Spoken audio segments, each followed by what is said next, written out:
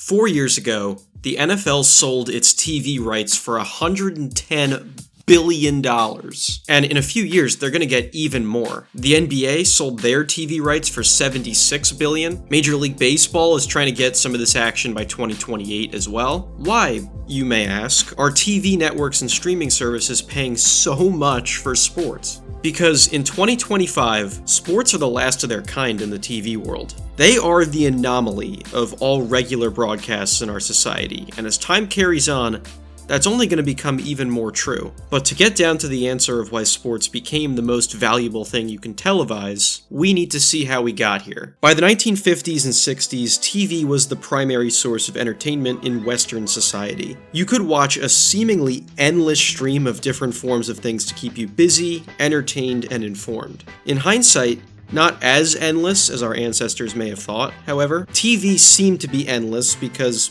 there was so much less media in our society when TV was king. Think about it. Your options were pretty much cable TV, go to the movie theaters, music. You're running pretty thin after that. On a rainy day, a coloring book shoots pretty high up on the list of things you could do if you didn't have access to the other three.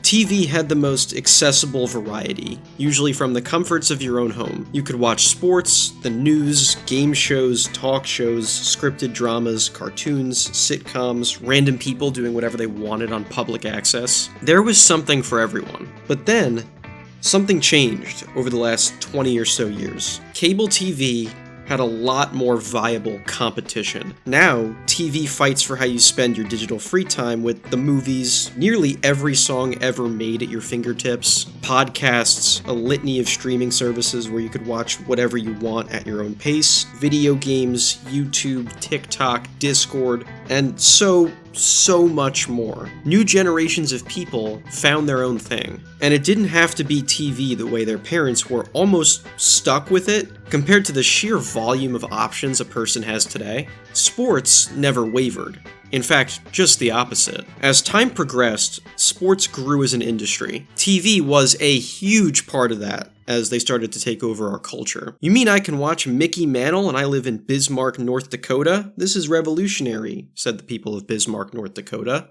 Probably. Sports grew as a consumer product when you didn't have to be in a specific market to be able to see new, exciting players, and watch the games in the first place. Sure, sports always thrives on ticket revenue and in-person immersion and atmosphere, but plenty of people prefer just vibing out on the couch on your own or with family or friends to watch a game. And unlocking that option from eventually nearly anywhere in the world exposed so many more people to the fun, weird, and ever-changing world of sports. Innovations were made to make the TV viewing experience better. Scoreboard graphics, better cameras, pre- and post-game coverage, all that meant to further keep people locked into a game and not changing the channel. Bars and restaurants got in on the action, realizing that a group in Vermont might want to get together and watch the San Francisco 49ers play. Sports are also easy background stimulation for people just sitting at the airport bar who want to mumble, "Oh, that was a nice play," with a drink in their hand. And thus, the extremely complicated, multi-layered business of televised sports took off. But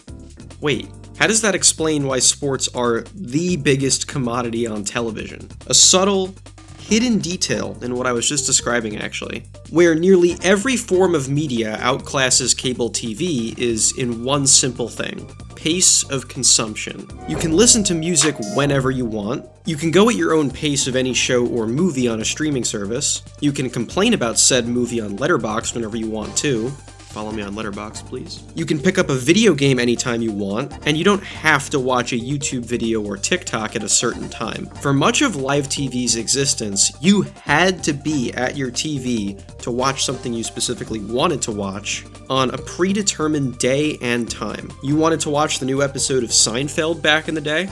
You had to be ready at the exact day and time it was airing to catch it. Online entertainment completely reshaped our entire society by giving you almost whatever you wanted whenever you wanted it. You could, in theory, watch this exact video right now, throw your phone into the ocean so it's gone forever, make your way back home, open up a computer, and pick up exactly where we left off. The need to be locked in at a specific time has totally fallen apart in our society when it comes to watching the things we all want to see. Even when a new season of a show drops on a streaming service, it still takes people a few days or a week to catch up on it all. And most people understand that, and reasonable people won't spoil anything right at first. Since Game of Thrones ended, there has not been a single mainstream television show where there was a phenomenon of most people watching in sync at the exact same time. To an extent, there's almost nothing at all left on a regular basis in our society like that anymore.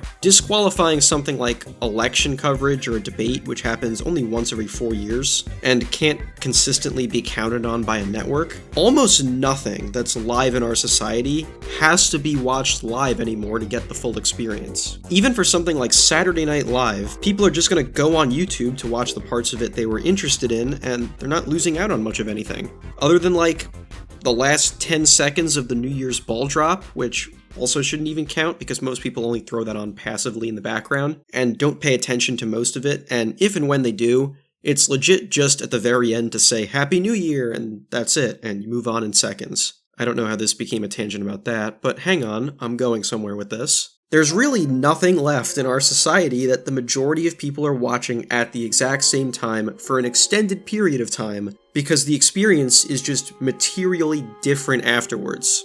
You're watching it live because you really can't not watch it live. Well, nothing left except sports. The reason most people watch sports is to see who wins and who loses. That's the single most fundamental aspect of every single sporting event ever. Once the game ends, that's inherently gonna be spoiled. Imagine if you only had an hour to watch your favorite TV show and then, oh, the grace period's over, it's getting spoiled. The fraction of people who can actually consume a sporting event after it ends, somehow in the dark for who won and who lost, is indescribably and unquantifiably small compared to those who watch it live, because it's just not the same watching it after the fact. It's like watching a movie with a twist ending over and over and over again. It doesn't hit the same anymore because the cat's out of the bag. It breaks the mold of modern content consumption where, sure, most people want to watch the new episode of a show as soon as they can, but it's still there for you afterwards, and most people are gracious enough not to spoil anything immediately. Sports aren't like that. They are meant to be consumed once, in the moment, and good luck avoiding the winners or the score if you want to watch a big game after the fact. If you are watching a game after it's already ended, you're more than likely either reliving the best aspect of a great game or great win for your favorite team. If, again, you're watching it after the fact, you're not in that mode the initial audience had of waiting to see who is going to emerge the winner. And for big marquee games, again, forget it. It's almost impossible to be a sports fan and watch the game after it ends without some way having it spoiled what happened. You wonder why the Super Bowl just dominates TV rating records every year? Yeah, you wanted to see Kendrick Lamar take another victory lap in his Drake beef, but so many other people got together for the premier one-time only live football game to see who the top team in the land was going to be. Notice how there's no Super Bowl rewatch parties. It's a locked-in, one-time only event. The World Cup final achieves the same exact thing all over the world too. It's the same reason you probably turned on any game at all in the first place. You were interested, or at least mildly curious of who was going to win. Sure, there are several sports with declining viewership this year, but plenty of others have seen tangible growth in the last few years. What's changed? I think a big part of that is that the networks push their live sports more because they realize how essential they are to the live TV industry at this point. So when streaming services started ponying up the cash to get the live games, the level of competition increased dramatically. Hulu has live sports now. I love their initial ad campaign to announce that, by the way. Hulu doesn't just have live sports, it's a lifestyle. Apple TV has Friday Night Baseball and the entirety of Major League Soccer. Netflix got in on the Mike Tyson versus Jake Paul fight and 2 Christmas Day NFL games. Amazon Prime has Thursday Night Football, and starting next season will have live NBA games under their belt. Barstool has even had exclusive rights to college basketball on their platforms before. That's far from it, too.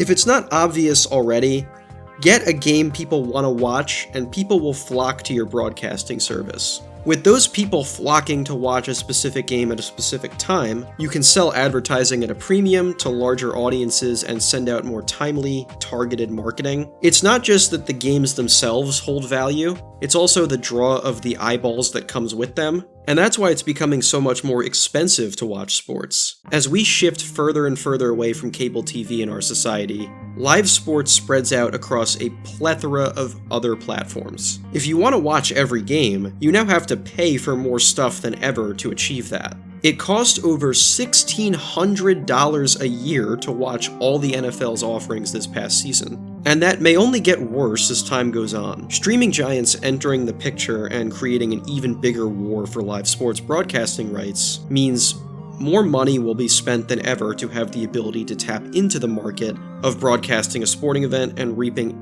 every benefit that comes with that. Live sports make the networks so much money, meaning they're willing to pay crazy sums of it to get them. Oh, and one more thing I just thought of after the fact to show how much money is in sports TV. Tom Brady, the most accomplished football player ever, gets paid more money to be a TV analyst than he did to be a player. But to make back that money, they're going to charge you more. It's a very murky, uncertain future in that regard for what the consumer experience is for sports on TV. But it could mean a total overhaul of how television works as well. If the big cable networks get outbid by streaming services for live sports, they all lose huge cash cows. Those networks without sports may not look the same, because some of them may not even survive losing live sports. Losing that huge hole in their programming means much more emphasis and scrutiny goes on their other shows and broadcasts. And even if you just say, oh, they'll replace the sport they lost with a different sport,